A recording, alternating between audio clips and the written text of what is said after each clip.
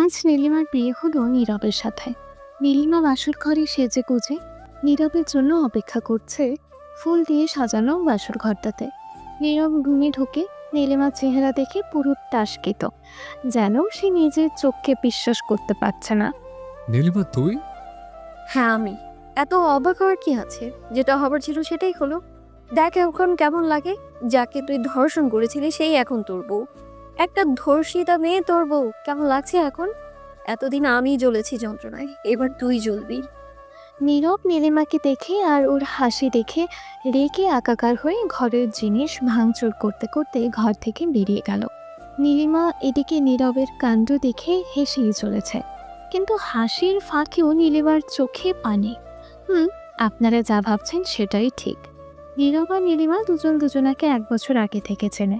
1 বছর আগে ঘটে যাওয়া কিছু ঘটনার জন্য নীলিমা আজ নীরবের বউ। শুধু বউ বললে হয়তো ভুল হবে, বিষয়টা বলতে হবে ধর্ষিতা বউ। আজ জানুয়ারির 25 তারিখ। আজ ওদের বিয়ে হলো। এখান থেকে ঠিক 1 বছর আগে, মানে গত বছরের ঠিক জানুয়ারি মাসের 1 তারিখ, নীলিমা নীরবের পাশের বাড়িটাই ভাড়া উঠেছিল, আর সেখানে থেকেই তাদের পরিচয়। নীলিমা রোজ বিকেলে আর সকালে ছাদে যেত হাঁটতে। নীরবদের আর নীলিমাদের ছাদ প্রায় একসাথেই, মানে এই ছাদ থেকে ও ছাদ দিচ্ছে যাওয়া যাবে এমন দুটো ছাদ। নীলিমা একদিন ছাদে হাঁটছে একা একা। হঠাৎ দেখে পাশের ছাদে একটা ছেলে ফুল গাছে পানি দিচ্ছে। দেখতেই খুবই সুন্দর ছেলেটি। নীলিমা দেখছে তাকে হাঁ করে। হঠাৎ নীরব দেখে ফেলল যে নীলিমা তার দিকে তাকিয়ে আছে। নীলিমা তা বুঝতে পেরে দৌড়ে আড়ালে চলে গেল। এভাবে বেশ কিছুদিন কেটে গেল। নীলিমা রোজ একইভাবেই ছেলেটিকে দেখে। একদিন হঠাৎ নীরব জোরে জোরে বলে উঠল, ওভাবে আড়াল থেকে না দেখে সামনে এসে দেখলেই তো হয়। নীলিমা বেশ অপ্রস্তুত হয়ে পড়ল নীরবের কথা শুনে। তারপর আড়াল থেকে বেরিয়ে নীরবের দিকে এগিয়ে গেল মাথা নিচু করে। নীরব নীলিমাদের ছাদের কাছে এসে দাঁড়িয়ে আছে। নীলিমা আড়াল থেকে বেরিয়ে নীরবের কাছে গেল। তারপরে দুজন বেশ স্বাভাবিকভাবে কথা বলতে শুরু করলো। এভাবে বেশ 3-4 দিন নীলিমা নীরবের সাথে ছাদে দাঁড়িয়ে কথা বলেছে। কিন্তু বেশ কিছুদিন হলো নীরব আর ছাদে আসে না। নীলিমাও আর বেশি মনোযোগ দেয়নি ওদিকে, কারণ তার একটা নতুন জব হয়েছে ভালো একটা কোম্পানিতে। সেই খুশিতেই নীরবের কথা প্রায় ভুলে গেছে সে। নীলিমা আর নীরব প্রথম পরিচয় ওদের ছাদে। পরে ওদের আবারও দেখা হয়েছিল, তবে সেটা ছাদে নয়। নীলিমা যে অফিসে নতুন জবে জয়েন করেছিল সেই অফিসে। রুমা পরের মাসের 1 তারিখ তার নতুন অফিসে জয়েন করে। গিয়ে সে অফিসের সবাইকে নানান রকম গুজর গুজর ফুসুর ফুসুর করতে শোনে।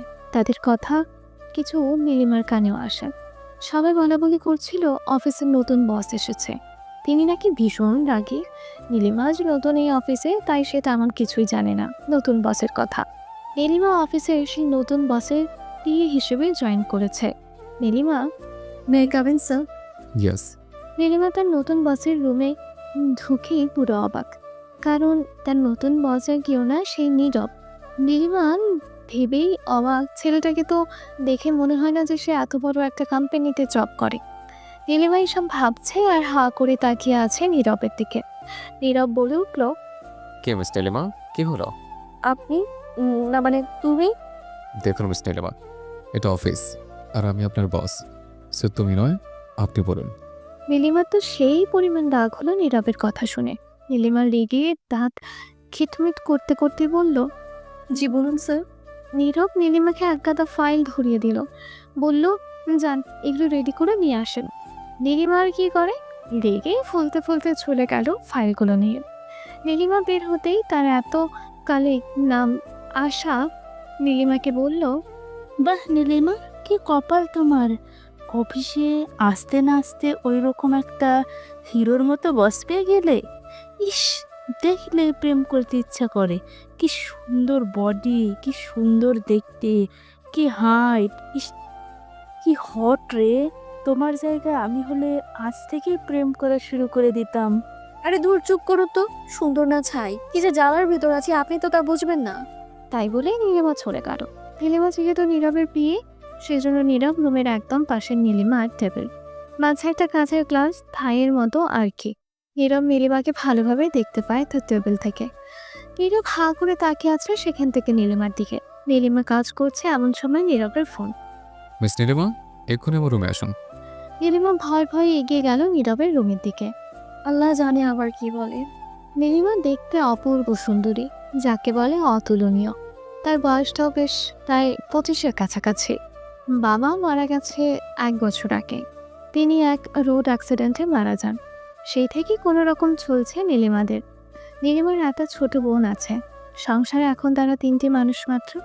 মায়ের অনেক স্বপ্ন নীলিমাকে নিয়ে। নীলিমা এত সুন্দরী হওয়া সত্ত্বেও আজও কোনো রিলেশন অথবা বিয়ে করেনি, শুধুমাত্র তার মার বোনের জন্য। কারণ নীলিমা ছাড়া তাদের দেখার মতো আর কেউ নেই। সেহেতু এই চাকরিটা খুবই গুরুত্বপূর্ণ নীলিমার কাছে। May I come in sir? দেখুন মিস নীলিমা, আজ আমাদের একটা মিটিং আছে 7টার সময়। আপনি এখন বাসায় যান আর 6:30টায় রেডি হয়ে চলে আসবেন। স্যার মিটিংটা কোথায় হবে? সেটা সন্ধ্যে আসলে বুঝতে পারবেন। সোজা আমাদের অফিসের সামনে আসবেন, এখান থেকে আমি আপনাকে পিক করে নেব। Okay sir. নীলিমা ঠিক সন্ধ্যা 6:30টায় দাঁড়িয়ে আছে অফিসের সামনে।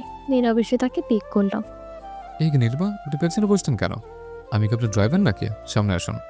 তারা একটা হোটেলে গেল। সেখানে মিটিং শেষে সেই হোটেলেই একটা পার্টিতে কিছুক্ষণ থেকে সেখান থেকে বের হলো বাসার জন্য। পার্টিতে নীরব বেশ ড্রিঙ্ক করেছে। সে ঠিকমতো হাঁটতে পারছে না। নীলিমা তাকে ধরে ধরে নিয়ে যাচ্ছে। ছাড়ো আমাকে, আমি ঠিক আছে, আমি পারবো একা যেতে, ছাড়ো। সে তো দেখতেই পাচ্ছি কেমন ঠিক আছেন, মাতাল একটা। কি বললে তুমি? কি বললে? কিছু না। আচ্ছা স্যার, ছেড়ে দিলাম। হঠাৎ নীরব নীলিমার দিকে এগোতে লাগলো। তারপর নীরব নীলিমার কাছে এসে ধপাস করে পড়ে গেল নীলিমার গায়ের ওপর। নীলিমা গাড়ি চালাতে পারত, তাই সে কোনো রকমে নীরবকে বাড়ি পৌঁছে দিল। পরের দিন সকালে নীলিমা অফিসে গেল এবং আজ প্রায় দুপুর 1টা বাজতে গেল। নীরব এখনও একবারও ডাকেনি তাকে। নীলিমা এসব ভাবছে, হঠাৎ নীরবের কল আসলো। একদম রুমে আসুন নীলিমা। জি স্যার, এক্ষুনি আসছি। জি বলুন স্যার। দেখুন মিস নীলিমা, কাল থেকে আপনি আমার রুমের ভেতর, আপনি বসে ব্যবস্থা করুন। বারবার এইভাবে আপনাকে ডাকতে ভালো লাগে না। আপনি আমার সামনে থাকলে ভালো হবে। এখন আমার লাঞ্চটা একটু টেবিলে সাজিয়ে দিন। দেখুন স্যার, এগুলো আমার কাজ না। অফিসে অনেক কাজের লোক আছে, এগুলো তাদের দিয়ে করে দিতে বলুন। যা বলছি তাই করুন। নীলিমা খুবই অপমানিত বোধ করলো নীরবের ব্যবহারে। কিছু না বলে সে খাবার টেবিল সাজিয়ে দিয়ে চলে গেল। নীরব খেতে বসে মুচকি মুচকি হাসছে। নীলিমা তা দেখে ফেলল এবং আরও বেশি রেগে গেল। নীলিমা বাসায় গিয়ে চুপ করে বসে থাকলো আর মনে মনে নীরবকে গালাগাল দিতে থাকলো। পরের দিন 12টায় নীলিমা অফিসে গেছে। আর কিছুক্ষণ পরেই নীরব তাকে ডাকলো। ডেকে সে তার গায়ের কোটটা খুলে দিতে বলল। নীলিমা এতে আরও বেশি রেগে গেল। বলল, স্যার, আমি আপনার বাড়ির বউ না যে এসব করব। এগুলো আমার কাজ না। দয়া করে এইসব কাজ আমাকে দিয়ে আর দ্বিতীয়বার করাবেন না। দুপুর 2টো। নীরব আর নীলিমাকে ডাকলো। ডেকে বলল, নীলিমা, আমার লাঞ্চটা টেবিলে দাও, আমি ফ্রেশ হয়ে আসছি। নীলিমা আজ আর সহ্য করতে পারল না। মনে মনে সে একটা বদ বুদ্ধি আঁটল। নীরব ফ্রেশ হতে গেছে, সেই ফাঁকে নীরবের সব খাবারে 1 গাদা ঝালের গুঁড়ো মিশিয়ে দিল।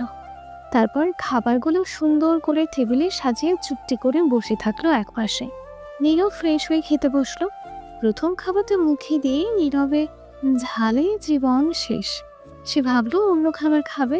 এবার অন্য একটা খাবার নিয়ে খেয়ে দেখলো সেটাতেও প্রচণ্ড রকমের ঝাল দেওয়া। নীরবের দম কল ডাকার মতো অবস্থা হয়ে গেল। কি হলো স্যার, খাচ্ছেন না যে? খাবারগুলো কি ভালো হয়নি? নীলিমা বলেছে আর মুচকি মুচকি হাসছে। নীলিমার হাসি দেখে নীরবের আর বুঝতে বাকি থাকলো না যে খাবারের ঝাল নীলিমায় মিশিয়েছে। নীরব অতিরিক্ত ফর্সা, সেই জন্য ঝালে তার মুখটা পুরো লাল হয়ে গেছে। নীলিমা দেখে কিছুটা ভয় পেয়ে গেল আর ভাবলো হয়তো বেশি বাড়াবাড়ি হয়ে গেছে তাই। নীরব রেগে মেগে একাকার। নীরব নীলিমার দিকে এগোতে লাগলো আর নীলিমা পিছাতে থাকলো।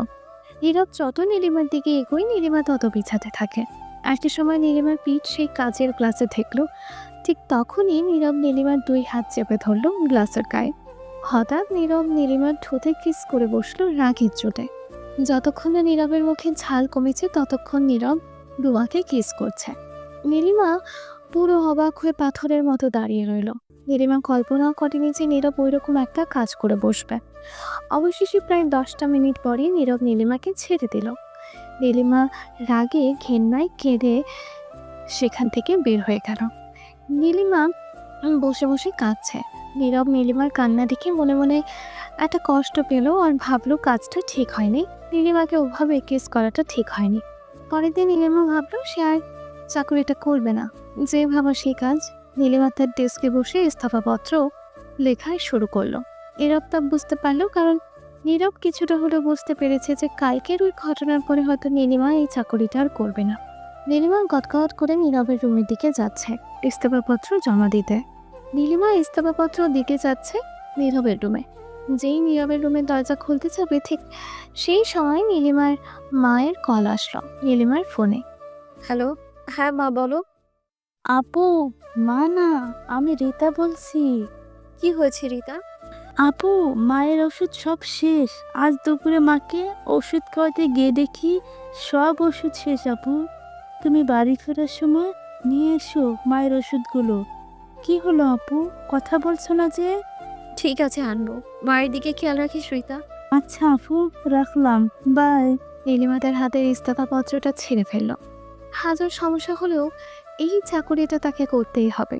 কিছুক্ষণের জন্য সে স্বার্থপর হয়ে শুধু নিজের সুবিধার কথা ভাবছিল, কিন্তু সে তো স্বার্থপর না। তাই আর সেই ইস্তফাপত্র আর জমা দেওয়া হলো না তার। ফিরে গেল নিজের টেবিলে। তারপর নীরবে চোখের পানি ফেলতে লাগলো নীলিমা, আর ভাবতে লাগলো কি করে সে এই রকম একটা বসের পিএ হিসেবে জব করবে। নীলিমার এসব ভাবছে, সাথে সাথে নীরবের ফোন। নীলিমা, আমার রুমে আসুন। নীলিমা চোখের পানি মুছে নীরবের রুমে গেল। দেখো নীলিমা, কাল আমাদের 2 দিনের জন্য বাইরে যেতে হবে, এটা ডিল ফাইনাল করার জন্য। আর সেখানে গিয়ে একদিনে ফিরে আসা সম্ভব না, তাই আমাদের 2 দিনের জন্য যেতে হবে। ইচ্ছা না থাকা সত্ত্বেও রাজি হলো নীলিমা। ওকে, তাহলে কাল সকাল 8টায় রেডি হয়ে চলে এসো। পরের দিন সকাল 7টায় নীলিমা আর নীরব রওনা দিল তাদের গন্তব্যস্থানে। গাড়িতে ওঠার সময় নীলিমা দেখলো নীরব নীলিমার পছন্দের একটি কোট পরেছে, ব্লু কালারের, এবং নীরবে একটা চমৎকার পারফিউমও মেখেছে। মন মাতানো তার গন্ধ। তাদের পৌঁছাতে দুপুর 1টা বেজে গেল। সন্ধ্যায় তাদের মিটিং শেষে একটা পার্টি। আজ নীলিমা মনের কষ্টে একটি ড্রিঙ্ক করে ফেলেছে। জীবনে প্রথম আজ ড্রিঙ্ক করলো সে। মাথাটা তার ঝিমঝিম করছে। স্যার, আমি একটু রুমে গিয়ে বিশ্রাম নিই। মাথাটা কেমন যেন করছে। আচ্ছা, যাও। নীলিমা দুটো রুম বুক করেছিল একটা রাতের জন্য। নীলিমা তার রুমে গিয়ে দরজা অফ না করেই নিজের বেডে যেয়ে শুয়ে পড়ল। কিছুক্ষণ পর নীলিমা উঠে ফ্রেশ হয়ে ওয়াশরুম থেকে বাইরে আসলো। ঠিক তখনই তার রুমের লাইটটা নিভে গেল, আর নীলিমার সাথে সাথেই সেই মন মাতানো নীরবের গায়ের পারফিউমের গন্ধটা পেল। কে নীরব স্যার? নীরব স্যার, আপনি কি এসেছেন নাকি? কথা বলছেন না যে? স্যার, স্যার, নীরব স্যার। নীলিমা কারো হালকা ছায়া দেখছিল, কিন্তু যার ছায়া দেখছিল সেই মানুষটি কোনো জবাব দিল না নীলিমার কথার। হঠাৎ সেই লোকটি নীলিমার মুখ চেপে ধরলো এবং একটা কাপড় দিয়ে নীলিমার মুখটা বেঁধে ফেললো, আর তাকে জোর করে বেঁধে ছুঁড়ে ফেললো। লোকটি নীলিমার ওপর জানোয়ারের মতো ঝাঁপিয়ে পড়ল। ছেড়ে খেলেও নীলিমার দেহ। নীলিমা চিৎকার করতে পারছে না, মুখে তার কাপড় বাঁধা, শুধু তার দু চোখ দিয়ে অঝরে পানি ঝরছে, আর হাত পা ছোড়াছড়ি করছে। নিজেকে রক্ষা করতে পারছে না নীলিমা। লোকটি নীলিমা দেহ ভোগ করছে জানোয়ারের মতো। নীলিমা কিছুক্ষণ পর সেন্সলেস হয়ে পড়ল। সেন্স ফেরার পর নীলিমা দেখলো ঘরটা পুরো আলোয় ভরা, বাতি জ্বলছে। নীলিমার শরীরের কাপড় নেই, সেগুলো বেডের একপাশে ফেলানো। ঝাপসা চোখে নীলিমা দেখলো নীরবে সেই খোদ তার খাটের পাশে পড়ে আছে। নীরবের গায়ের সে পারফিউমের গন্ধ আর নীরবের গায়ের কোট দেখে নীলিমার আর বুঝতে বাকি থাকলো না তাকে কে ধর্ষণ করেছে। নীলিমা 1 মিনিটও দেরি করলো না, জামা কাপড় পরে সোজা নীরবের রুমে গেল। দেখলো নীরব তার রুমে নেই। একটা লোককে জিজ্ঞাসা করলো। লোকটি বলল নিচে এখনো পার্টি চলছে, সেখানে দেখুন, হয়তো থাকতে পারে। নীলিমা নিচে গিয়ে দেখলো নীরব সেখানে। নীলিমা সোজা নীরবের কাছে যেয়ে কোনো কথা না বলে ঠাস করে একটা চর বসালো সবার সামনে নীরবের গালে, আর উল্টোপাল্টা থর ঘুষি মারতে থাকলো। পার্টির সব লোক অবাক হয়ে গেল। গান বন্ধ হয়ে গেল। সবাই তাকিয়ে আছে নীলিমার দিকে। নীরব যেন পাথর হয়ে গেছে। নীলিমা চিৎকার করে কাঁদতে থাকলো আর বলতে থাকলো, কেন করলেন এমন, কেন? কেন এত বড় সর্বনাশ করলেন আপনি আমার? কেন বলুন? পার্টির প্রতি একটি লোক এক দৃষ্টিতে তাকিয়ে আছে তাদের দিকে। নীরব অপমানে লজ্জায় মাথা নিচু করে দাঁড়িয়ে থাকলো। কিন্তু সত্যি কি তাই? নীরব কি সত্যি ধর্ষণ করেছে তাকে? তবে কেন দাঁড়িয়ে নীরবতা? আর ওই পারফিউম আর ওই কোটটি কাজ ছিল, ওগুলো তো নীরবেরই। নীরব নীলিমার দিকে হাঁ করে তাকিয়ে আছে। নীলিমা, তুমি কি বলছো? আমি কিছু বুঝতে পারছি না। কি হচ্ছে তোমার? আপনার কোটটা কোথায় স্যার? কোর্টে ড্রিঙ্ক পড়েছিল, তো রুমে রেখে এসছে। নীলিমা আবারও নীরবের গালে সপাতে একটা চড় মারল আর বলল, মিথ্যুক কোথাকার। যেদিন তুই আমার কিস করেছিলি সেদিন আমি বুঝতে পেরেছিলাম তুই একটা আস্ত অমানুষ। শুনুন আপনারা সবাই, হ্যাঁ আপনাদের বলছি, যারা এই পার্টিতে উপস্থিত আছেন তাদেরকে বলছি, এই লোকটা আমার অসহায়তার সুযোগ নিয়ে আমায় ধর্ষণ করেছে। এখন আমি তার বিচার চাই। ছি ছি নীলিমা, কি বলছো? তোমার মাথা ঠিক আছে? দেখো নীলিমা, তুমি আজ প্রথম ড্রিঙ্ক করলে, তাই এমন লাগছে। তাই তুমি উল্টো পাল্টো বকছো। একটু রেস্ট নাও, সব ঠিক হয়ে যাবে। আচ্ছা নীলিমা, তোমার চোখ মুখের এমন অবস্থা কেমন করে হলো? আর কাপড় ছিল কিভাবে? কে তোমার ঠোঁট কাটলো কিভাবে? পড়ে গেছিল নাকি? এসব তুই বলছিস শয়তান কোথাকার, ইতর জানোয়ার। কিছু বুঝতে পারছো না তাই না এখন? হঠাৎ পাঠিয়ে একটি লোক বলে উঠল, কিন্তু নীলিমা ম্যাডাম, নীরব তো এতক্ষণ আমাদের সাথেই ছিল। এ একদম মিথ্যা বলবেন না। বুঝতে পেরেছি আপনারা সবাই নীরবের সাথে জড়িত, তাই তো? তাই বলেই নীলিমা গদগদ করে সেখান থেকে বের হয়ে নিজের রুমে চলে গেল এবং রুমে গিয়ে নিজের কাপড় গোছাতে রাখলো। তখন বাজে রাত 11টা। নীরব আসলো নীলিমার রুমে। কে নীলিমা, কি করছো? ব্যাক প্যাক করছো কেন? আমরা কাল সকালে রওনা হবো, এখন না তো। তোর মতো একটা বদমাইশের সাথে এক রাত তো দূরের কথা, আর 1 মিনিটও থাকবো না আমি। নীলিমা, তুমি কি বলছো? আমি কিছু বুঝতে পারছি না, বিশ্বাস করো।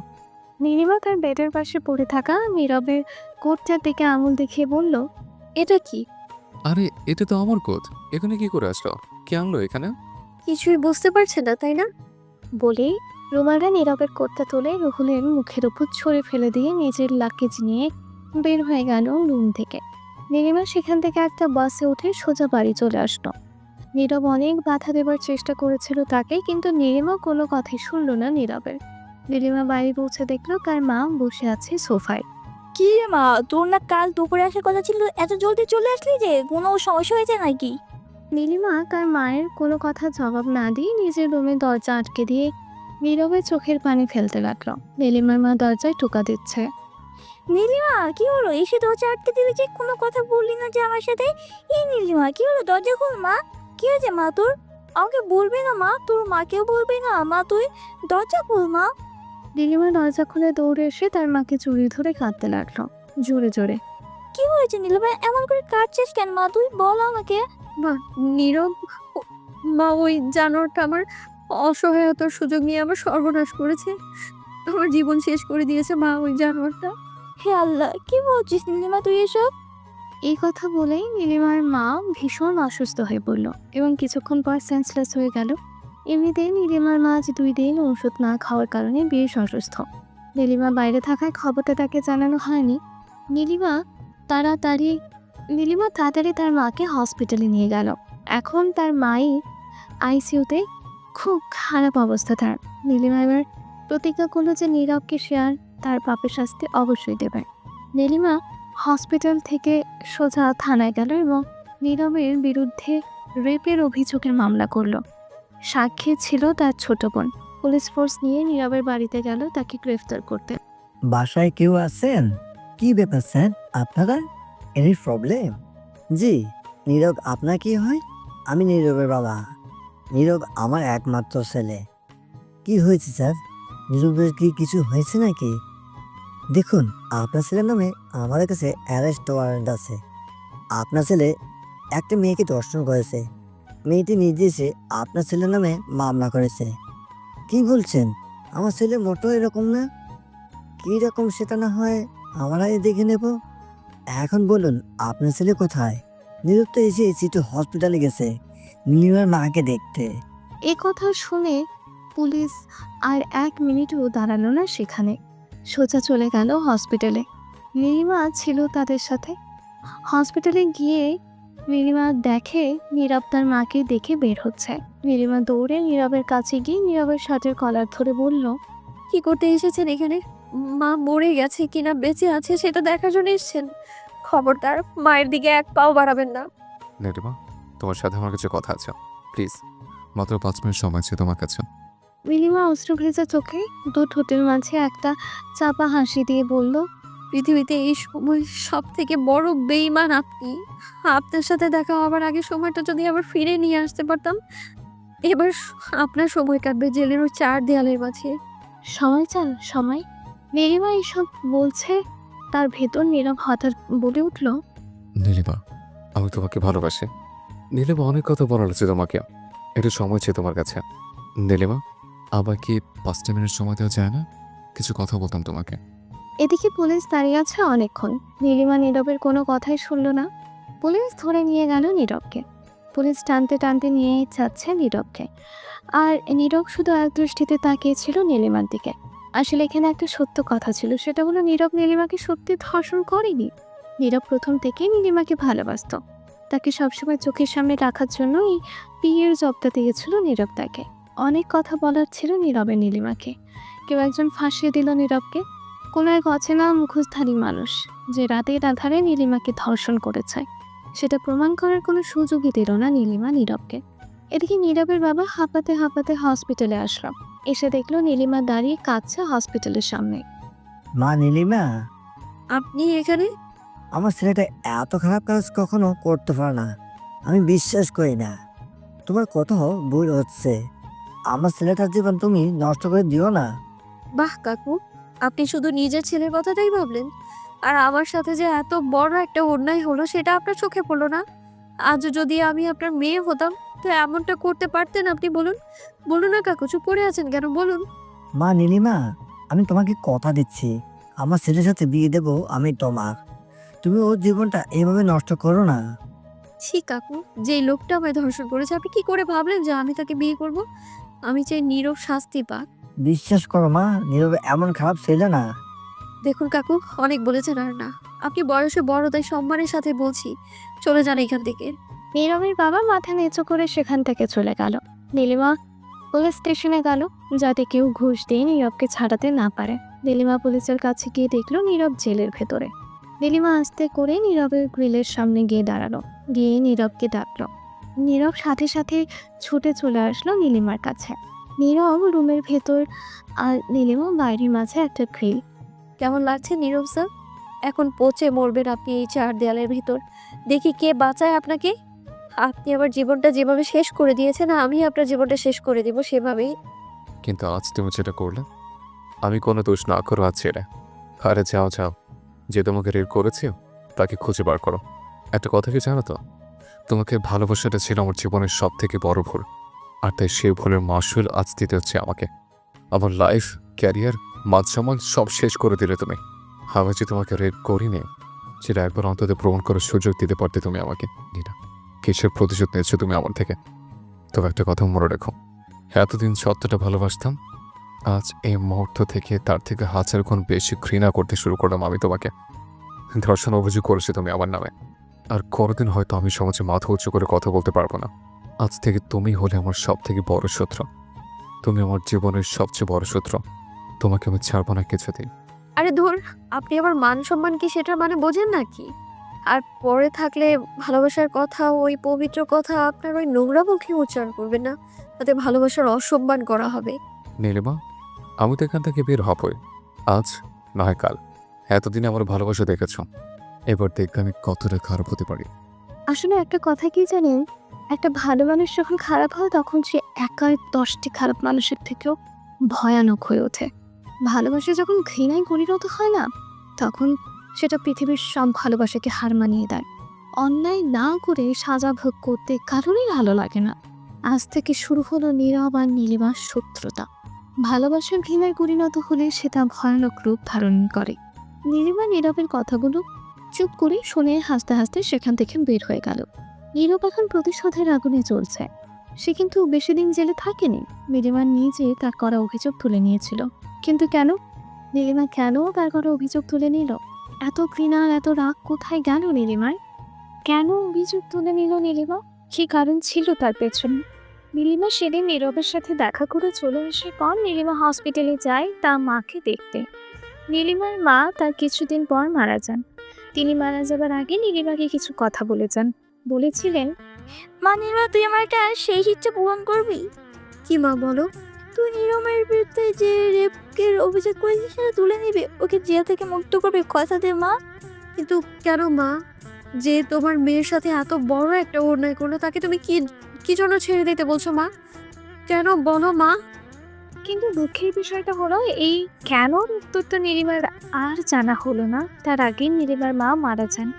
এই কেন উত্তরটা নীরব জানে। আপনাদের হয়তো মনে আছে যে নীরবকে যেদিন পুলিশ ধরে নিয়ে যায়, নীরব সেদিন সকালে নীলিমার মায়ের সাথে দেখা করতে হসপিটালে গেছিল। সেখানে নীলিমার মা আর নীরবের ভিতর কিছু কথা হয়েছিল। কথাগুলো জানতো নীলিমার মা, যিনি এখন আর বেঁচে নেই, আর জানে নীরব। নীরব হয়তো নীলিমার সাথে আর কথা বলবেন না। সে এতটাই ঘৃণা করে এখন নীলিমাকে। নীলিমা যে নীরবকে জেল থেকে ছাড়িয়েছে সেই বিষয়টা নীরব জানে না। নীলিমা এই বিষয়টা কফি বলতে বারণ করেছিল নীরবকে। নীলিমা চায় না যে নীরবের সাথে আর তার দেখা হওয়া কথা হোক। তবে নীরব জেল থেকে ছাড়া পেয়েছিল ঠিকই, কিন্তু সে সমাজের মানুষের কথায় জেলে আটকা করেছিল। তার এলাকায় টিকে থাকা অসম্ভব হয়ে উঠেছিল। সমাজের মানুষের নোংরা নোংরা কথা নীরবকে যেন প্রতি মুহূর্তে মৃত্যু যন্ত্রণা দিয়ে মারছিল। এদিকে নীলিমারও একই অবস্থা। ধর্ষিতার কলঙ্ক মাথায় নিয়ে সমাজে তার টিকে থাকা অসম্ভব হয়ে গেছিল। অনেকে তাদের দুজনের বিয়ে দেওয়ার কথাও বলেছে, কিন্তু নীরব নীলিমাকে বিয়ে করতে রাজি না। অপরদিকে নীলিমাও নীরবকে বিয়ে করতে রাজি না। এলাকার লোকজন আর নীরবের বাবা মিলে নীলিমাকে অনেক জোরাজোরি করে বিয়েতে রাজি করালো। নীলিমার বিয়েতে রাজি হওয়ার পেছনে একটা কারণ অবশ্যই ছিল। সেটা হলো নীলিমা ভেবেছে সে নীরবকে বিয়ে করে তার উপর প্রতিশোধ নেবে। নীরবের কাছে থেকে তাকে একটু একটু করে যন্ত্রণা দিয়ে শেষ করে দেবে। নীলিমা আর রাজি হলো বিয়েতে। তবে একদিন সকালে নীলিমা হঠাৎ নীরবের বাবাকে ফোন করে দেখা করতে বলে তার সাথে। নীরবের বাবা রাজি হলো দেখা করতে গেল তিনি নীলিমার সাথে।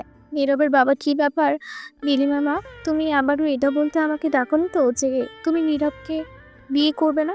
দেখো, আমাদের মান সম্মান এখন তোমার হাতে মা।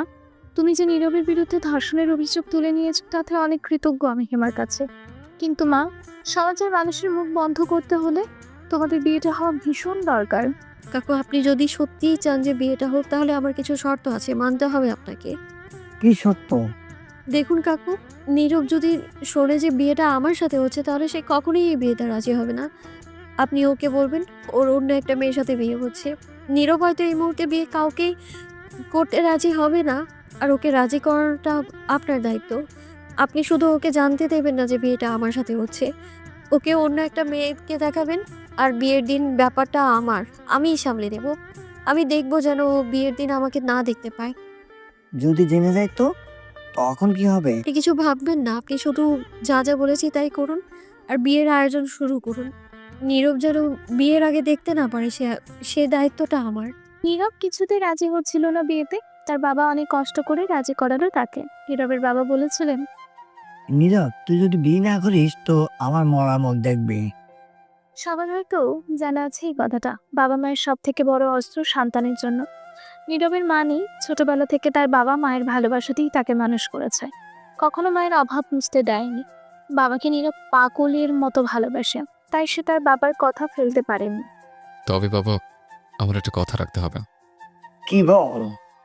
বাবা, আমি মেয়ে দেখবো না। মেয়েটা তুমি দেখেছ, সেটাই যথেষ্ট। আমি আর দেখবো না। কিন্তু নীরব না দেখে কি করে বিয়ে হয়? তিনি মুখে এ কথা বললেও মনে মনে কিন্তু অনেক খুশি হয়েছেন। মেয়ে দেখানো থেকে বেঁচে গেল। দেখো বাবা, আমি শুধুমাত্র তোমার কথা রাখার জন্য বিয়েতে রাজি হয়েছি। আর কিছু করতে বলো না বাবা আমাকে, প্লিজ। যাই হোক, নীরবের বাবা মনে মনে অনেক খুশি হলেন, কারণ মেয়ে দেখানোর ঝামেলাটা তার ঘাট থেকে নামলো। বিয়ে আয়োজন শুরু হয়ে গেল। নীলিমা বিয়েতে মুখের উপর এক হাত ঘোমটা দিয়েছিল যাতে নীরব তার মুখ দেখতে না পায়। আর নীরবও বিয়ের কনেকে দেখার কৌতূহল একবারও দেখায়নি। মনে হচ্ছিল তার কাছে এই বিয়েটার কোনো মূল্যই নেই। আর এই মুহূর্তে তার মন মানসিকতাও ঠিক নেই। বিয়েটা কোনো রকম সাদামাটা করে ছোটোখাটো আয়োজন করে শেষ হয়ে গেল। আর এখন নীলিমা বাসর ঘরে বসে আছে। বসে বসে নীলিমা এই কথাগুলো কল্পনা করছিল। নীরব তো নীলিমাকে দেখে রেগে বের হয়ে গেল রুম থেকে। আর নীলিমা বসে বসে কাঁদছে এটা ভেবে যে এখন এই লোকটার সাথে তাকে সারা জীবন কাটাতে হবে। নীরব রাত 10টায় বাড়ি ফিরলো ড্রিঙ্ক করে। ফিরে দেখলো নীলিমা সেই বিয়ের শাড়ি পরা সেই অবস্থায় মেঝেতে ঘুমিয়ে পড়েছে।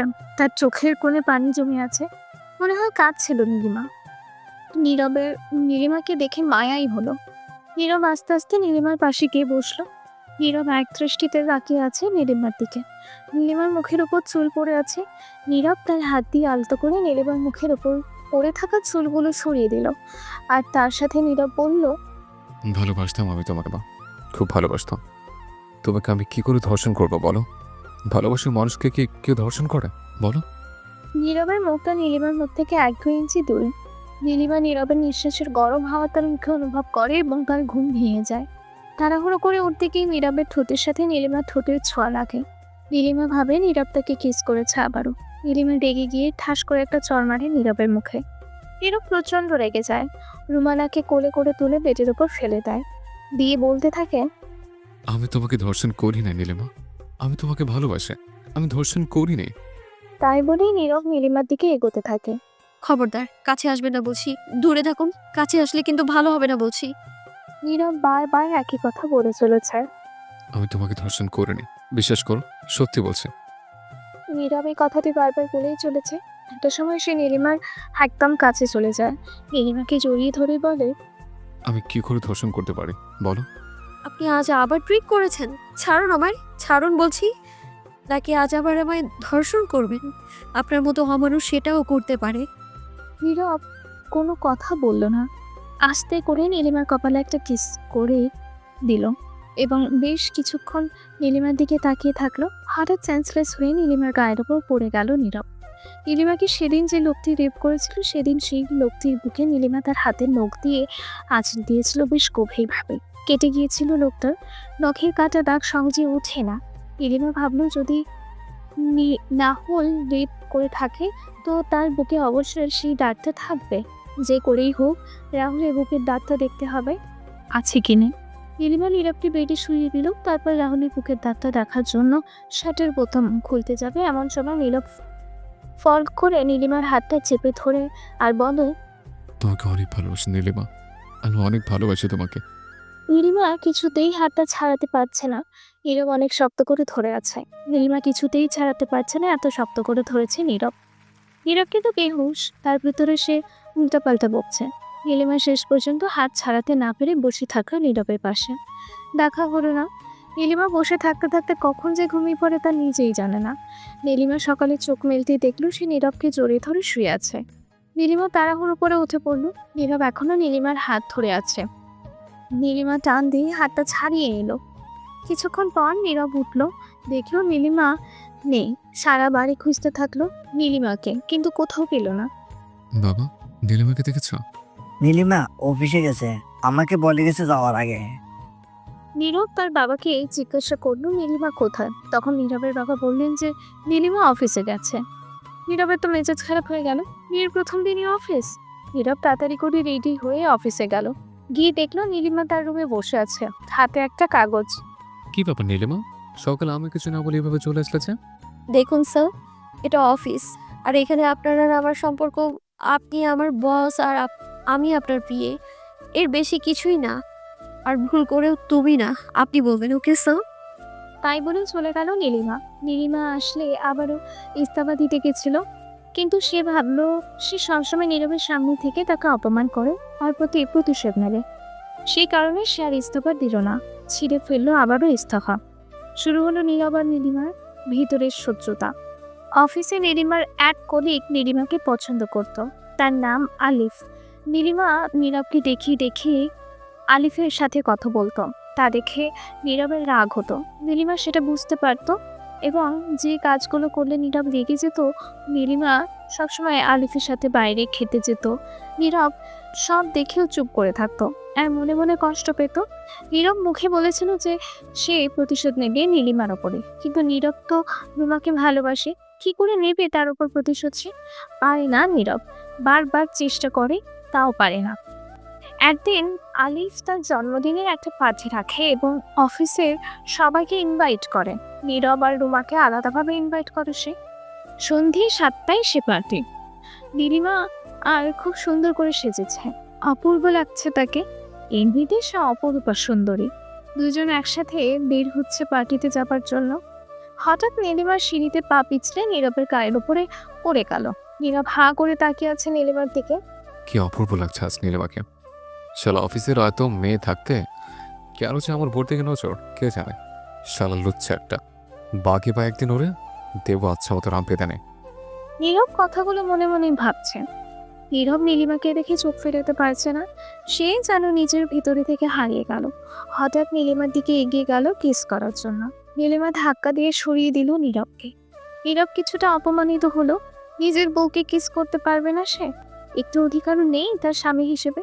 নীরবের মাথায় একটা বদ বুদ্ধি এলো। নীলিমা চলে যাচ্ছে এমন সময় নীরব বলে উঠল, নীলিমা সাবধানে, সামনে সাপ। নীলিমাকে আর কে ধরে? ও আল্লাহ বলে চিল্লাতে চিল্লাতে দৌড়ে এসে নীরবকে জড়িয়ে ধরল।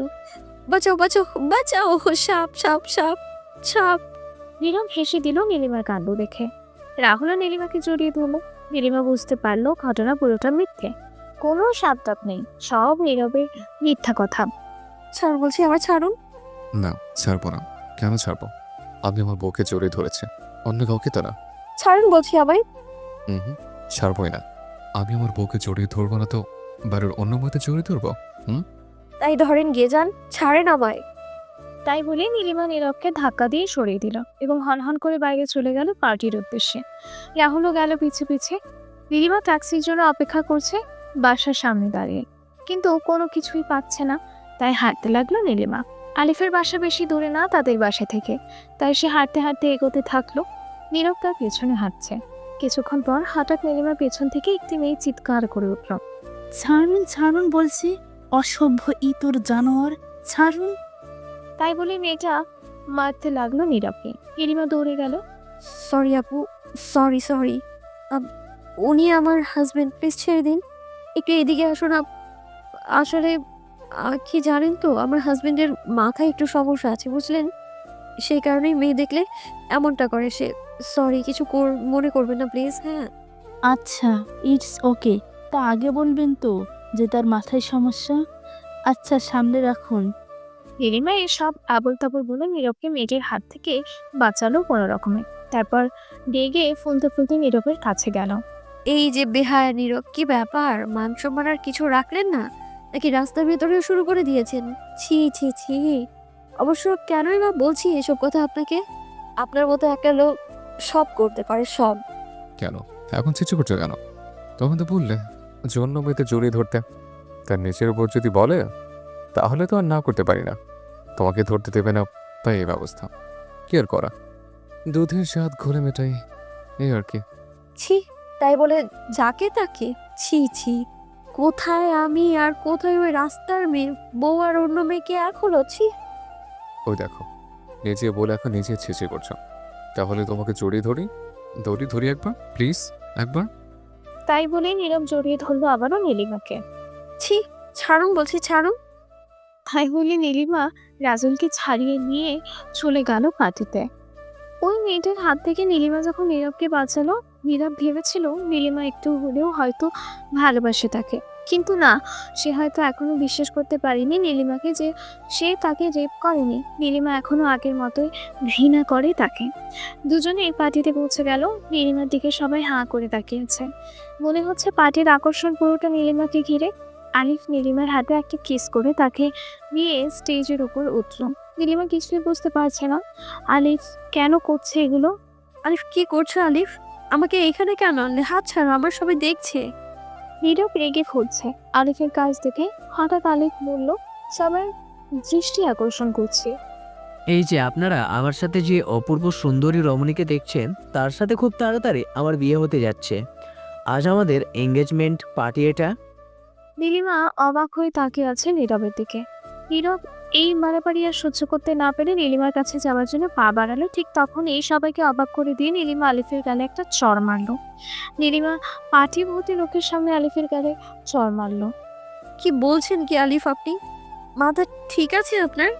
আপনি খুব ভালোভাবেই জানেন যে আমি বিবাহিত। আপনার সাথে দুদিন ভালো করে কথা বলেছি আর আপনি এইসব কিছু ভেবে বসে থাকলেন? আপনি ছি। আপনাকে একজন ভালো বন্ধু ভেবেছিলাম আর আপনি। এই শোনো, তোমার মতো মেয়েদের না খুব ভালো করে চেনা আছে বুঝলে। নীরব স্যারের টাকা থেকে তাকে ফাঁসিয়ে গলায় ঝুলে পড়ছো। তো চলো আমার সাথে, চিন্তা করো না, বউ বানাবো না, শুধু এক রাতের জন্য চলো, টাকাই মুড়ে দিব। চলো চলো। নীলিমা অপমানে লজ্জায় সেখান থেকে চলে আসছে। এমন সময় নীরব তার হাত টেনে ধরলো, ধরে সোজা আলিফের কাছে গিয়ে গেল। তারপর আলিফের গালে একটা টর মারল নীরব আর বলল, আমার বউকে অপমান করার সাহস হয় কি করে তোর? এত যদি খারাপ, তাহলে বিয়ে করার জন্য লাফাচ্ছিস কেন? কাল থেকে তোকে জানে নীলিমা আমার গলায় ছোলে না।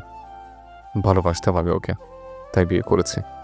ও আবার অহংকার, মনে রাখিস। নীরব এসব কথা বলেই নীলিমাকে নিয়ে সোজা বাসায় চলে আসলো। বাসায় আসার পর নীরব নীলিমাকে বলল, তো এবার যাও, আর একটু বেশি করে মেশো ওসব লোকেদের সাথে। যাও। সব আপনার জন্য। না আমি আজ আপনাকে বিয়ে করতাম আর আজ আমাকে এইসব কথা শুনতে হতো। আপনি আমার জীবনটা নষ্ট করেছেন।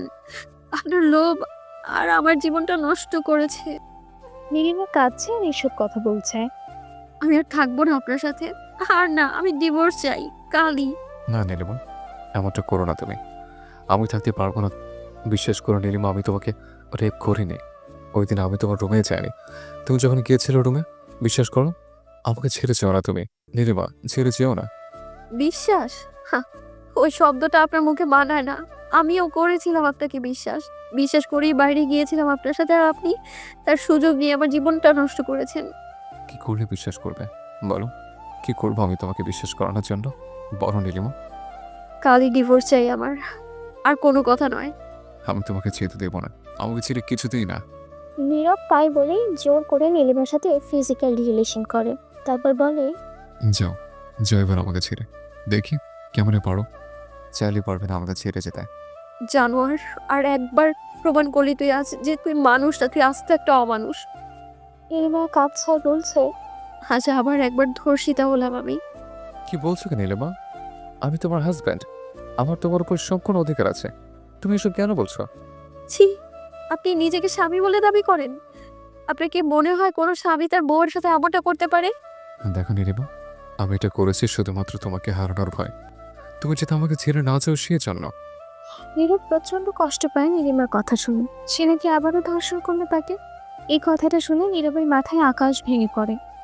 নীরব প্রতিদিন নেশা করে বাসায় ফিরতে শুরু করলো, আর নেশার ঘরে ওই একই কথা বিড়বিড় করতে থাকে রোজ। আমাকে ছেড়ে যেও না, অনেক ভালোবাসি আমি তোমাকে।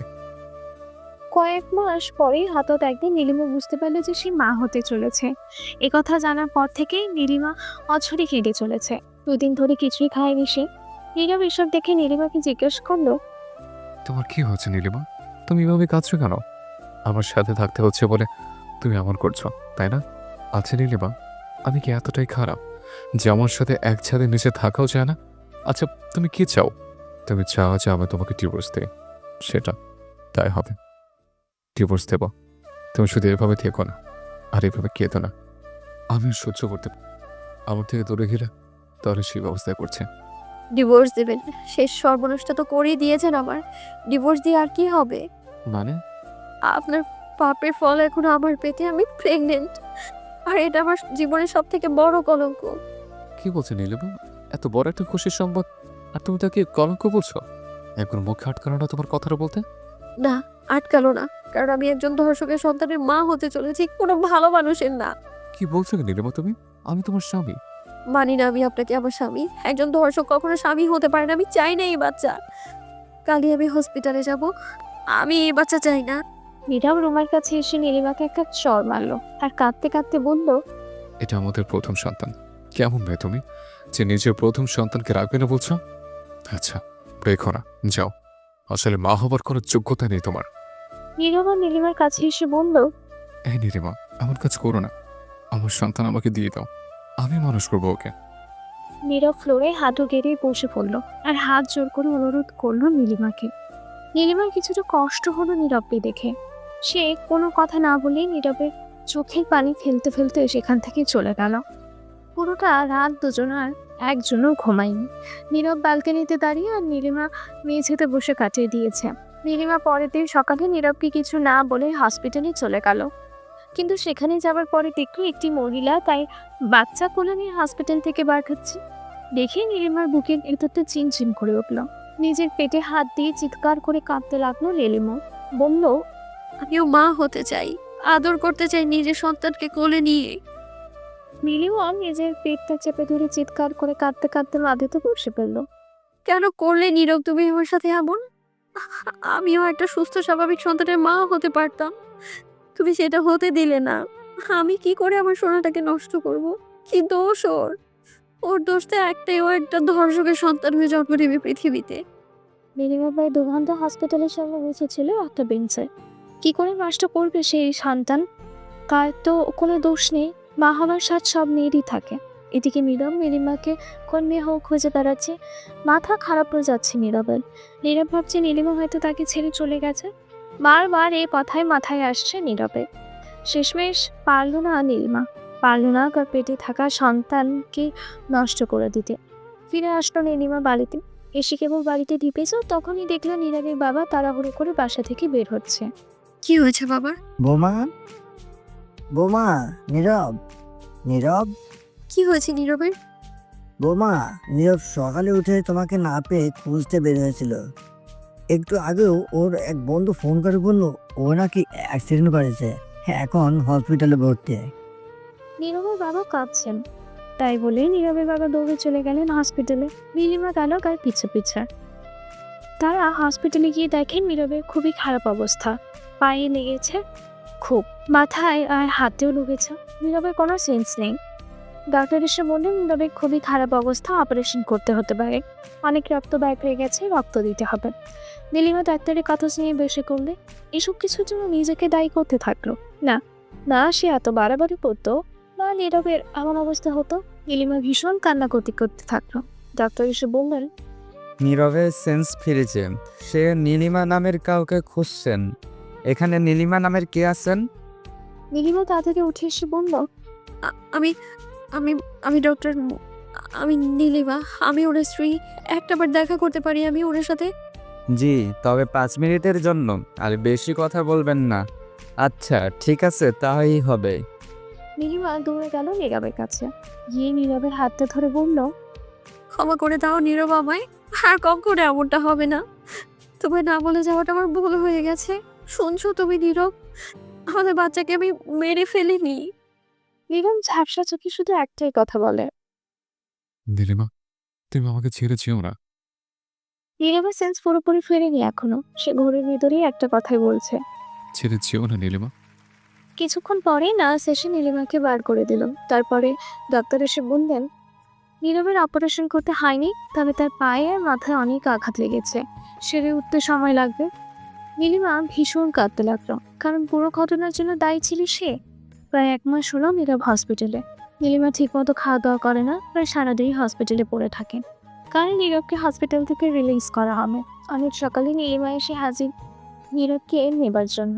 ডক্টর বললেন নীরবের পায়ে চোটটা খুব মারাত্মক, এখানে 2 মাস মতো বেড রেস্টে থাকতে হবে। বেশি হাঁটাচলা করতে পায়ে চোট লাগবে। নীলিমা নীরবকে ধরে নিয়ে গেল। নীরব হাঁ করে তাকিয়ে আছে নীলিমার দিকে, আর ভাবছে যে নীলিমা তাকে দেখতে পারতো না, সে আজ এত পাল্টে গেল কি করে। নীরব তো বেশ এখনো অসুস্থ, ঠিক করে কথা বলতেই পারছে না। নীলিমা নীরবকে বাসায় নিয়ে আসলো। নীরব অনেক দিন হসপিটালে ছিল, তাই নীলিমা নীরবের গায়ের কাপড় পাল্টে শরীরটা ভালো করে একটা ভেজা কাপড় দিয়ে মুছে দিচ্ছে। নীলিমা নীরবের শরীর মোছাতে মোছাতে হঠাৎ নীরবের বুকের দিকে নজর যায়। নীলিমার সেই মুখের দাগের কথাটা মনে পড়ে, কিন্তু এই কে? নীরবের বুকে তো এমন কোনো মুখের আঁচড়ের দাগ নেই। দাগটা মুছে যাওয়ার তো কথা না এত তাড়াতাড়ি। নখের ক্ষতটা বেশ গভীরভাবে কেটেছিল নীলিমা, মাত্র কিছুদিন হয়েছে। দাগটা এখনো সে একই রকম থাকার কথা, কিন্তু আশ্চর্য ব্যাপারটা হলো নীরবের বুকে কোনো নখের আঁচড়ে দাগ তো দূরের কথা, একটা মশার কামড়ের দাগ পর্যন্ত নেই। নীরব অনেক ফর্সা, ক্ষতটা সেরে গেলেও দাগটা তো থাকার কথা। নীলিমা হাঁ করে তাকিয়ে আছে নীরবের বুকের দিকে। তাহলে কি নীলিমা এতদিন ভুল বুঝেছে নীরবকে? নীরব কি তবে তাকে ধর্ষণ করেনি? যদি তাই হয়ে থাকে তাহলে এই পাপের বোঝা কি করে ঘাড়ে নেবে নীলিমা? নীলিমা অনেক খারাপ ব্যবহার করেছে তার সাথে। হে আল্লাহ, এই কোন পাপে জড়ালাম আমি? একজন নির্দোষ মানুষকে কত শাস্তি দিলাম আমি, কোনো অপরাধ ছাড়াই। নীরব নীলিমার গায়ে হাত দিয়ে বলল এই নীলিমা, কি হলো? হঠাৎ করে এমন চুপ হয়ে গেলে কেন? কি হয়েছে? কাঁদছো কেন? আমি তো ঠিক আছে এখন। নীলিমা কাঁদতে কাঁদতে বলল, আমি অনেক বড় পাপ করেছি নীরব। তোমাকে আমি বিনা দোষে শাস্তি দিয়েছি। তুমি যে আমায় ধর্ষণ করনি সেটা তুমি আমায় এতবার বলেছো, তাও আমি বিশ্বাস করিনি। না জেনেই আমি এতদিন কষ্ট দিয়েছি তোমায়। নীলিমা নীরবের পা জড়িয়ে ধরে বলল। মাফ করে দাও আমায়। নীরব হাসতে হাসতে বলল, আও, আরে ছাড়ো ছাড়ো, কি করছো? পায়ে যে ব্যথা। ক্ষমা চেতে হবে না, ভালোবাসি আমি তোমাকে। তুমি যে আমার কাছে ফিরে এসছো তাতে আমি খুশি। নীলিমা দৌড়ে এসে নীরবকে জড়িয়ে ধরে। কখনো না, কখনো ছেড়ে যাবো না তোমায়। নীলিমা, এটা আমার ভালোবাসা, আমি ধর্ষক না নীলিমা। তাহলে ওই দিন রাতে কে ছিল ওই লোকটা? নীরব, তুমি যদি আমার সত্যিই ভালোবেসে থাকো তাহলে ওই শয়তানটা আমার এত বড় সর্বনাশ করেছে, তাকে খুঁজে বের করে শাস্তি দেবে তাকে তুমি। অবশ্যই দেব, কারণ সে তোমার আর আমার দুজনের জীবন নষ্ট করেছে, আমার ভালোবাসে ভেতরে সন্দেহ এনে দিয়েছে। পরের দিন নীরবের কিছু বন্ধু আসলো নীরবকে দেখতে। নীরবের ফ্রেন্ডসরা তাদের রুমে ঢুকতে নীলিমা সেই রাতে সেই ধর্ষকের গায়ে যে পারফিউমের গন্ধ পেয়েছিল সেই গন্ধটা আবারও পায়। তো নীলিমা তাদের জন্য চা নাস্তা বানিয়ে নিয়ে তাদের দিতে গেল। নীলিমা লক্ষ্য করলো নীরবের একটা বন্ধু খুব খারাপ দৃষ্টিতে নীলিমাকে দেখছে। তার নাম আকাশ। তো নীলিমা আকাশকে চা দিতে গেল, হঠাৎ আকাশ ফট করে নীলিমার হাতটা ধরে নিল। নীরব শুয়েছিল তাই সে লক্ষ্য করেনি এসব।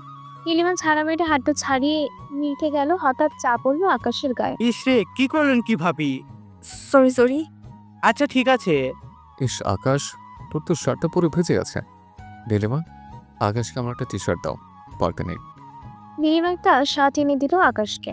আকাশ বারবার বিভিন্ন বাহানায় ছোঁয়ার চেষ্টা করছে নীলিমাকে। শার্টটা নিতে গিয়েও নীলিমার হাতটা ইচ্ছা করে ধরেছে সে। নীলিমা খুব অস্বস্তি বোধ করছে তার কাছে।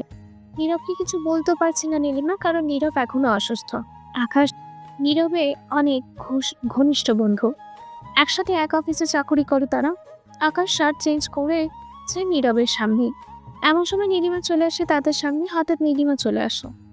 নীলিমা হঠাৎ করে আকাশের বুকের দিকে নজর যায়, দেখে আকাশের বুকে ঠিক একই জায়গায় একই রকম একটা নখের আঁচড়ের দাগ। দেখে মনে হচ্ছে ক্ষতটা বেশি দিনের না, এখনো লাল হয়ে আছে বুকের কাটা জায়গাটা। দেখে রুমারার গলা বুক শুকিয়ে আসে ভয়। তবে আকাশ কি সেই ছেলে যে তাকে ধর্ষণ করেছিল? রুমারা ওই রাতে সেই লোকটির হাতেও খামচি দিয়েছিল। নীলিমা ভাবলো, এবার ভালো করে দেখি হাতে সেই দাগটা আছে কিনা। ভালো করে না জেনে তারপর দোষারোপ করা ভালো। এমনিতে আমার জন্য আগে নির্দোষ হয়েও শাস্তি পেয়েছে। এ কি, আকাশের হাতেও যে সেই দাগটা আছে কাটা। নীলিমার আর বুঝতে বাকি থাকলো না তাকে আকাশই ধর্ষণ করেছিল। নীলিমা ভয়ে দৌড়ে দোতলা থেকে নিচে চলে গেল। নীরব সেটা দেখে একটু সন্দেহ হলো। আকাশ বুঝে ফেললো যে নীলিমা হয়তো সব জেনে গেছে। আকাশ তাড়াহুড়ো করে নিচে চলে যাওয়ার জন্য। এই মুহূর্তে নীরবকে কি করে বলবে নীলিমা এসব কথা? নীরব যে এখনো অনেক অসুস্থ, ওরা হাঁটাচলা করা একদমই বারণ। রাহুকে এসব বললে নীরব উত্তেজিত হয়ে পড়বে। নীলিমা এসব ভাবছে নিচে বসে। হঠাৎ আকাশ রুমান দেখলো আকাশ তাড়াহুড়ো করে চলে যাচ্ছে। নীলিমা তাকে দেখে বলল, কি ব্যাপার আকাশ ভাই, চা না খেয়ে চলে যাচ্ছেন যে? আজ যাই ভাবি, অন্য একদিন খাবো। ভয় পেয়ে গেলেন নাকি? ভয়? কিসের ভয়? না কিছু না, রেডি থাকেন আকাশ ভাই, জেলের ভাত খাওয়ার জন্য। ও, তাহলে তুমি সব জেনে গেছো। যাও, সব জেনে যখন গেছো তাহলে আর লুকোচুরি খেয়ে লাভ কি?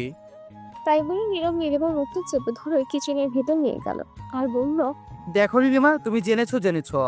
আর কেউ যদি এসব শোনে তাহলে তোমার ওই উপরে যে খোরাবর আছে না, তাকে একেবারে উপরে পাঠিয়ে দেবো, বুঝলে? তাই বলেই আকাশ নীলিমার কোমরে হাত বোলাতে লাগলো। জানো তো তুমি, সেই রকম একটা জিনিস, তোমার ফিগারটা চরম মাইরি বলছি। দেখলেই ধরতে ইচ্ছে করে। অফিসে প্রথম তোমাকে দেখেই ভালো লেগেছিল, বিয়ে করার জন্য নয়, শুধু তোমার শরীরটার জন্য। জসিন রাহু তোমাকে কিস করেছিল, আমি দেখে ফেলেছিলাম। সেদিন থেকে তোমাকে ভোগ করার বাসনাটা আমার আরও বেশি করে মনের ভিতর চেপে বসে। সেদিন পার্টিতে নীরবের কোর্টে ড্রিঙ্ক পড়েছিল, সেটা আমার কাছে দিয়েছিল রাখার জন্য। সেটা নীরবের রুমে রাখতে গিয়ে দেখি তোমার রুমের দরজা খোলা। ভাবলাম নীরবকে ফাঁসাবো। সারা ছোটবেলা থেকে সবসময় আমার থেকে উপরে থেকেছে, সবসময় আমাকে ছোট করে কথা বলে। আমার পছন্দের জিনিস ওই নিয়ে নিত। ভাবলাম এবার আর তা হবে না, তাই ওর আগে তোমাকে আমি ব্যবহার করলাম। জিতেছি এবার আমি। হা হা হা, ওইবার আমার ব্যবহার করা জিনিস ব্যবহার করবে। নীরব, এবার দেখ কেমন লাগে। আকাশ এখনো নীলিমার মুখটা হাত দিয়ে চেপে ধরে রেখেছে, যাতে নীলিমা চিৎকার করতে না পারে। নীলিমার চোখ থেকে অঝরে পানি ঝরছে। আর শোনো নীলিমা, এসব কথা যদি তুমি আর আমি ছাড়া অন্য কারো কানে যায় তো নীরবকে তো শেষ করবই আগে, তারপর তোমার পালা।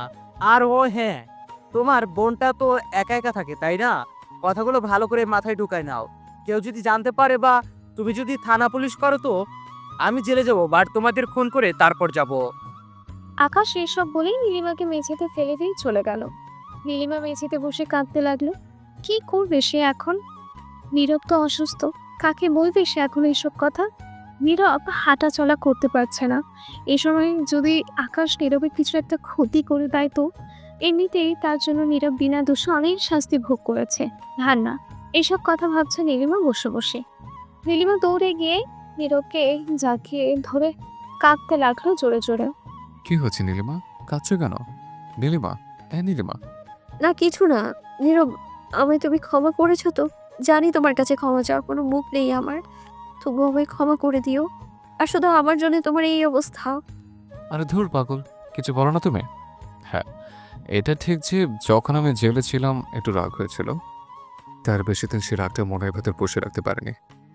নীলিমা সব সময় নীরবের সাথে সাথে থাকে। তার মনে একটা ভয় কাজ করছে যে আকাশ নীরবের কোনো ক্ষতি না করে দেয়। নীলিমা শুধু নীরবের সুস্থ হওয়ার অপেক্ষা করছে। সে মনের ভেতর কথাগুলো আর চেপে রাখতে পারছে না, অপেক্ষা করছে কবে নীরবকে বলবে। হঠাৎ আকাশ একদিন নীরবদের বাসায় এসে হাজির। নীরব এখনো ঠিক করে হাঁটতে পারে না। বেশ কিছুদিন ধরে জ্বর নীরবের। নীরব দোতলায় তার রুমে শুয়ে আছে আর নীলিমা কিচেনে রান্না করছে। নীলিমা তো শাশুড়ি নেই, শ্বশুর কাছে না অফিসে। নীরব যে অফিসে জব করতো সেটাই তাদের অফিস। নীরবের অবর্তমানে তিনি এখন অফিস সামলাচ্ছেন। নীলিমা রান্না করছে, এমন সময় পেছন দিকে কেউ একজন নীলিমার কোমর জড়িয়ে ধরলো। নীলিমা ভাবলো এটা নীরব ছাড়া আর কেউ হবে না। নীরব কি করছো? ছাড়ো, আরে ছাড়ো না। তাই বলেই নীলিমা পেছনে ফিরে দেখে এটা নীরব না, সে ছিল আকাশ। নীলিমা আকাশের গালে একটা চড় মারলো। কুত্তার জানোয়ার, তোকে এবার আমি সত্যি পুলিশে দেবো। আমি এক্ষুনি বলবো, এতদিন আমার চুপ করে থাকাটা ঠিক হয়নি। যাও যাও, বলো বলো, এক্ষুনি বলো, কি আর করবে তোমার ওই খোড়া হাজবেন্ড? ওর জন্য তো আমার পিস্তলে একটা গুলি যথেষ্ট। তাই বলে আকাশ একটা পিস্তল বার করলো? নীলিমা ভয় পেয়ে গেল পিস্তল দেখে। ভয় পেয়ে গেল। সব থেকে বড় কথা হলো নীলিমা এখন নীরবকে হারানোর ভয়টাই বেশি পাচ্ছে। আগে তো নীরবকে রুমারা ভালোবাসতো না, তাই ওকে নিয়ে ভাবতো না। এখন নীলিমা ভালোবাসে, তাই হারানোর ভয়টাও পায়। আকাশ নীলিমাকে ভয় দেখিয়ে চলে গেল। নীলিমা কাঁদতে লাগলো যে এখন সে কি করবে। হঠাৎ নীরব সেটা দেখে ফেললো। নীলিমা, কি হয়েছে? এভাবে কাঁদছো কেন? তবে কি তুমি সুখী নও আমাকে নিয়ে? তুমি কি এখন আমাকে তোমার ধর্ষক মনে করো? নীলিমা ছুটে এসে নীরবকে জড়িয়ে ধরে কাঁদতে লাগলো। তারপর নীরবকে সব বলে দিল, কারণ আকাশ তার সীমা ছাড়িয়ে যাচ্ছিল। না বলে আর কোনো উপায় ছিল না নীলিমা। নীরব, আজ আকাশ এসেছিল। সে কি, আমার সাথে তো দেখা করলে না? নীরব, আকাশ আমার কাছে এসেছিল। বলছো কি? কিন্তু কেন? নীরব, তোমাকে বললে হয়তো তুমি বিশ্বাস করবে না। আকাশে সেই অচেনা লোক যে আমায় সেদিন রাতে ধর্ষণ করেছিল। কি বলছো কি নীলিমা? মাথা ঠিক আছে তোমার? ও আমার ছোটবেলার ফ্রেন্ড, ও কিভাবে এটা করতে পারে? আমি সত্যি বলছি নীরব, আকাশের বুকে আমি সেদিন নখের আঁচড় দিয়েছিলাম। আর সব থেকে বড় কথা, ও সব কিছু নিজের মুখে স্বীকার করেছে। নীরব, সেদিন যখন আকাশ তোমায় দেখতে এসেছিল, সেদিন আকাশ যখন শার্ট চেঞ্জ করছিল, আমি ওর বুকে ওই দাগটা দেখেছিলাম। সেদিন আকাশ সব কথা নিজের মুখে স্বীকার করে। ও আমার ফোন চুরি করে সব কথা রেকর্ড করে নিয়েছে। কই দেখি, শুনি। এই নাও। নীরব রেকর্ডিংটা শুনলো এবং সে তার বাবাকে বলল পুরো বিষয়টা। তারা পুলিশের কাছে গেল এবং রেকর্ডিংটা শোনালো পুলিশকে। পুলিশ আর 1 মিনিটও দেরি করেনি। যেহেতু তাদের হাতে প্রমাণ ছিল, তাই তারা সাথে সাথেই আকাশকে অ্যারেস্ট করে। নীলিমা নীরব পুলিশ স্টেশনে গেল। নীলিমা আকাশের কাছে গিয়ে বলল, কি আকাশ, কি ভেবেছিলেন আপনি ভয় দেখিয়ে ব্ল্যাকমেইল করবেন নীরব বেঁচে থাকতে? সেটা কোনোদিনও করতে পারবেন না। আর আমি যতদিন বেঁচে আছি ততদিন নীরবের কোনো ক্ষতি হতে দেব না আমি। তোকে আমি আমার খুব ভালো বন্ধু ভাবতাম। ছি ছি, তোর সাথে কথা বলতে আমার ঘৃণা করছে। ছি, কি ক্ষতি করেছিলাম আমি তোর, বলতে পারিস? নীরব যা না তা বলছে আকাশকে, কিন্তু আকাশের চোখে মুখে কোনো প্রকার অনুশোচনা বা খারাপ লাগার বিন্দু মাত্র ছায়া নেই। চোখে তার প্রতিশোধের আগুন জ্বলছে। নীলিমা আর নীরব চলে যাচ্ছে, এমন সময় আকাশ পেছন থেকে ডেকে বলল, কাজটা ঠিক করলি না, হিসাবটা তোলা থাকলো, সুদে সুমেত ফেরত দিব। হাকে কোনোদিন বেরোতে পারিস কিনা দেখ, তারপর ভাবিস সব। খুব তাড়াতাড়ি দেখা হবে, রেডি থাকিস। তাই বলেই হাসতে থাকলো আকাশ। তার হাসির মাঝে যেন এক রহস্য লুকিয়ে আছে, যেন প্রতিশোধের আগুন ঝরছে হাসি দিয়ে। নীলিমার দিকে এক শয়তানি দৃষ্টিতে তাকিয়ে আছে। নীলিমা ভয় পেল আর নীরবকে বলল। নীরব চলো এখান থেকে, তাড়াতাড়ি চলো। নীরব আর নীলিমা চলে আসলো সেখান থেকে। তাই বলেই নীলিমা পেছনে ফিরে দেখে এটা নীরব না, সে ছিল আকাশ। নীলিমা আকাশের গালে একটা চড় মারলো। কুত্তার জানোয়ার, তোকে এবার আমি সত্যি পুলিশে দেব। আমি এক্ষুনি বলবো, এতদিন আমার চুপ করে থাকাটা ঠিক হয়নি। যাও যাও, বলো বলো, এক্ষুনি বলো, কি আর করবে তোমার ওই খোড়া হাজবেন্ড? ওর জন্য তো আমার পিস্তলের একটা গুলি যথেষ্ট। তাই বলে আকাশ একটা পিস্তল বার করলো? নীলিমা ভয় পেয়ে গেল পিস্তল দেখে। নীলিমা পিস্তল দেখে ভয় পেয়ে গেল। সব থেকে বড় কথা হলো নীলিমা এখন নীরবকে হারানোর ভয়টাই বেশি পাচ্ছে। আগে তো নীরবকে রুমারা ভালোবাসতো না, তাই ওকে নিয়ে ভাবতো না। এখন নীলিমা ভালোবাসে, তাই হারানোর ভয় তো পায়। আকাশ নীলিমাকে ভয় দেখিয়ে চলে গেল। নীলিমা কাঁদতে লাগলো যে এখন সে কি করবে। হঠাৎ নীরব সেটা দেখে ফেললো। নীলিমা, কি হয়েছে? এভাবে কাঁদছো কেন? তবে কি তুমি সুখী নও আমাকে নিয়ে? তুমি কি এখন আমাকে তোমার ধর্ষক মনে করো? নীলিমা ছুটে এসে নীরবকে জড়িয়ে ধরে কাঁদতে লাগলো। তারপর নীরবকে সব বলে দিল, কারণ আকাশ তার সীমা ছাড়িয়ে যাচ্ছিল। না বলে আর কোনো উপায় ছিল না নীলিমার। নীরব, আজ আকাশ এসেছিল। সে কি, আমার সাথে তো দেখা করলে না? নীরব, আকাশ আমার কাছে এসেছিল। বলছো কি? কিন্তু কেন? নীরব, তোমাকে বললে হয়তো তুমি বিশ্বাস করবে না, আকাশে সেই অচেনা লোক যে আমায় সেদিন রাতে ধর্ষণ করেছিল। কি বলছো কি নীলিমা? মাথা ঠিক আছে তোমার? ও আমার ছোটবেলার ফ্রেন্ড, ও কিভাবে এটা করতে পারে? আমি সত্যি বলছি নীরব, আকাশের বুকে আমি সেদিন নখের আঁচড় দিয়েছিলাম। আর সব থেকে বড় কথা, ও সবকিছু নিজের মুখে স্বীকার করেছে। নীরব, সেদিন যখন আকাশ তোমায় দেখতে এসেছিল, সেদিন আকাশ যখন শার্ট চেঞ্জ করছিল, আমি ওর বুকে ওই দাগটা দেখেছিলাম। সেদিন আকাশ সব কথা নিজের মুখে স্বীকার করে। ও আমার ফোন চুরি করে সব কথা রেকর্ড করে নিয়েছে। কই দেখি, শুনি। এই নাও। নীরব রেকর্ডিংটি শুনলো এবং সে তার বাবাকে বলল পুরো বিষয়টা। তারা পুলিশের কাছে গেল এবং রেকর্ডিংটা শোনালো পুলিশকে। পুলিশ আর 1 মিনিটও দেরি করেনি, যেহেতু তাদের হাতে প্রমাণ ছিল তাই তারা সাথে সাথেই আকাশকে অ্যারেস্ট করে। নীলিমা নীরব পুলিশ স্টেশনে গেল। নীলিমা আকাশের কাছে গিয়ে বলল, কি আকাশ, কি ভেবেছিলেন আপনি ভয় দেখিয়ে ব্ল্যাকমেইল করবেন নীরব বেঁচে থাকতে? সেটা কোনোদিনও করতে পারবেন না। আর আমি যতদিন বেঁচে আছি ততদিন নীরবের কোনো ক্ষতি হতে দেব না আমি। তোকে আমি আমার খুব ভালো বন্ধু ভাবতাম। ছি ছি, তোর সাথে কথা বলতে আমার ঘৃণা করছে। ছি, কি ক্ষতি করেছিলাম আমি তোর, বলতে পারিস? নীরব যা না তা বলছে আকাশকে, কিন্তু আকাশের চোখে মুখে কোনো প্রকার অনুশোচনা বা খারাপ লাগার বিন্দু মাত্র ছায়া নেই। চোখে তার প্রতিশোধের আগুন জ্বলছে। নীলিমা আর নীরব চলে যাচ্ছে এমন সময় আকাশ পেছন থেকে ডেকে বলল, কাজটা ঠিক করলি না, হিসাবটা তোলা থাকলো, সুদে সুমেত ফেরত দিব। হাকে কোনোদিন বেরোতে পারিস কিনা দেখ, তারপর ভাবিস সব। খুব তাড়াতাড়ি দেখা হবে, রেডি থাকিস। তাই বলেই হাসতে থাকলো আকাশ। তার হাসির মাঝে যেন এক রহস্য লুকিয়ে আছে, যেন প্রতিশোধের আগুন ঝরছে হাসি দিয়ে। নীলিমার দিকে এক শয়তানি দৃষ্টিতে তাকিয়ে আছে। নীলিমা ভয় পেল আর নীরবকে বলল। নীরব চলো এখান থেকে, তাড়াতাড়ি চলো। নীরব আর নীলিমা চলে আসলো সেখান থেকে। আকাশ এখন জেলে, তবে কথা সেটা না, কথা হচ্ছে সে কি আদৌ শাস্তি পাবে? মোটা অঙ্কের ঘুষ দিলেই তো পুলিশ তাকে ছেড়ে দিবে। আকাশ জেল থেকে বের হয়ে যদি নীরবের কোনো ক্ষতি করে দেয়?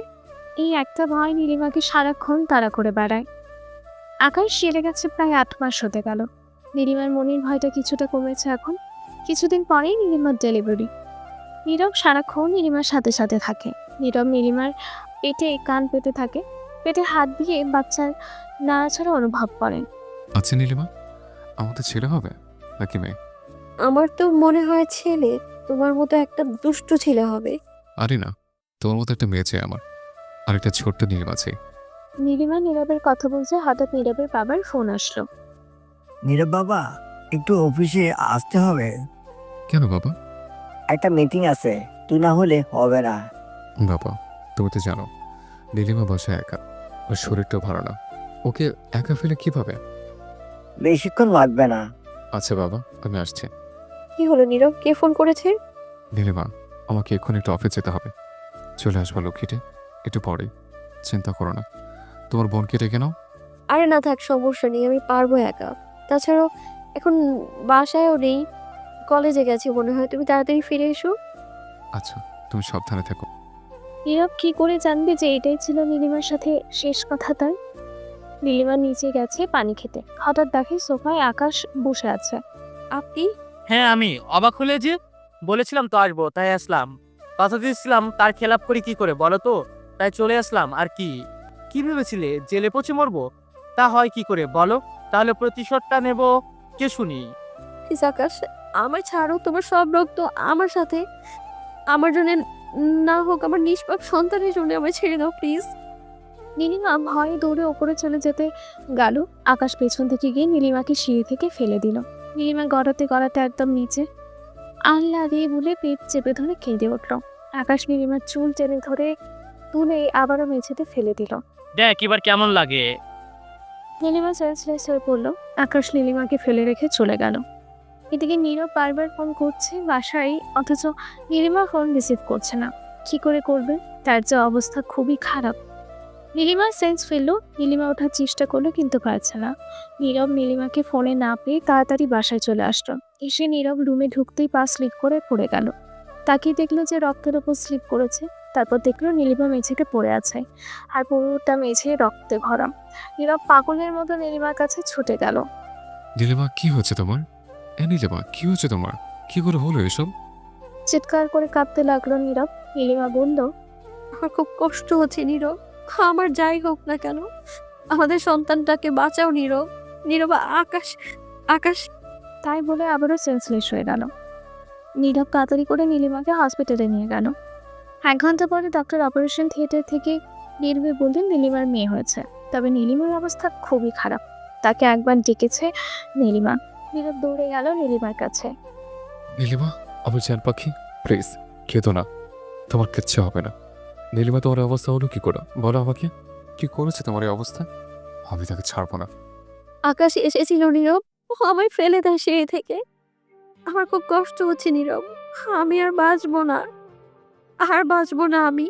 আমি আমার সন্তানের ছোট ছোট দু হাত দিয়ে খেলতে পারবো না, ওর মুখ থেকে মা ডাকটা শুনতে পারবো না আমি।